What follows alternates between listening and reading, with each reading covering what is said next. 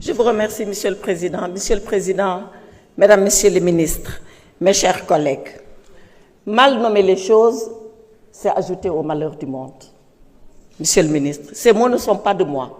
Ils sont d'Albert Camus, mais je les emprunte parce que nous sommes exactement dans la situation où nous n'avons pas su nommer les choses pour ce qui concerne la dette.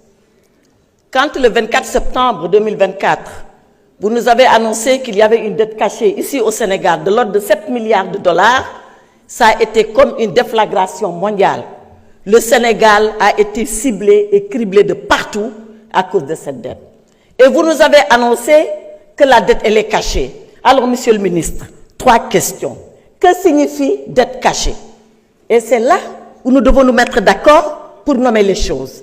Que signifie pour vous dette cachée? Quand je vous entends, vous nous dites la dette cachée, c'est celle-là qui n'a pas été révélée à l'Assemblée nationale. Quand je lis la Cour des comptes, elle nous dit la dette cachée, c'est celle-là qui est hors cadrage.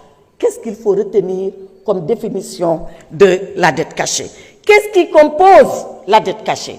Vous le savez, Monsieur le ministre, la dette, son ratio est calculé selon des normes. Le GFSM 2014, vous le connaissez, Monsieur le ministre. C'est la norme que retient et le FMI et l'UMOA pour calculer la dette. Comment cette dette dite cachée, elle a été calculée par rapport à cette norme qui a été admise? Et ça pose tout le débat de la dette contingente. Est-ce que dans cette dette dite cachée que vous retenez, il y a la dette du secteur parapublic en général, là où l'État du Sénégal a une participation publique majoritaire comme minoritaire? Tout le monde sait que lorsque cette dette contingente n'appelle pas la garantie de l'État du Sénégal, elle n'est pas calculée dans la dette totale de l'État. Ensuite, surtout, comment on cache une dette? Quel est le stratagème? Quel est le subterfuge par lequel la dette se cache? Monsieur le ministre, je suis une personne physique. Je me mets derrière la porte, je suis caché. Personne ne me voit. Mais celle-là, la dette, elle, comment est-ce qu'on passe pour la cacher? Et je reviens à vous en travaux de commission. Vous avez dit, et vous avez pris l'exemple du secteur bancaire, en disant que la dette de l'État sur le secteur bancaire était tellement lourde que ça a failli créer une crise systémique. Vous vous rappelez de ces mots que vous aviez prononcés en commission? Mais, Monsieur le ministre, vous êtes un financier, vous êtes tous des financiers. Comment l'État peut devoir de l'argent, emprunter de l'argent à des banques, que cet argent, cet emprunt soit caché, que personne ne le sache? Nous avons une commission régionale qui siège à la BCEAO, qui surveille les banques. Donc, même si dans les écritures du Trésor, la dette n'apparaît pas, dans les écritures de la banque, la dette, elle apparaît. Vous connaissez les accords de Bâle.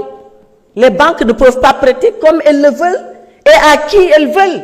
Donc les banques sont surveillées. À supposer que le Trésor fasse n'importe quoi, n'importe comment, à partir des livres des banques, à partir des écritures des banques, nous savons ce qui se passe. Donc on ne peut pas cacher la dette, surtout la dette bancaire comme vous l'avez dit. Donc le débat persiste. Pourquoi il persiste? Parce que vous nous cachez les documents. Donnez les documents et on débattra à armes égales, pied à pied. Et on vous dira là où nous ne sommes pas d'accord. Et on vous dira voilà pourquoi nous ne sommes pas d'accord. Sortez les rapports cachés, le rapport de Mazars, et nous en terminerons avec ce débat. La solution, et je termine.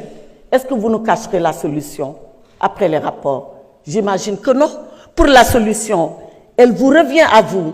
Mais Monsieur le ministre, permettez-moi de vous dire ce que vous ne devez pas faire avec la solution. Vous saurez ce que vous ferez, vous, avec la solution. Ce que vous ne devez pas faire, c'est le crédit à outrance. Vous êtes en train d'emprunter à tout va 4 000 milliards d'emprunts selon Ecofin. Ce n'est pas de moi, c'est Ecofin qui le dit. Aujourd'hui, 42% de nos emprunts sont détenus par les banques ivoiriennes.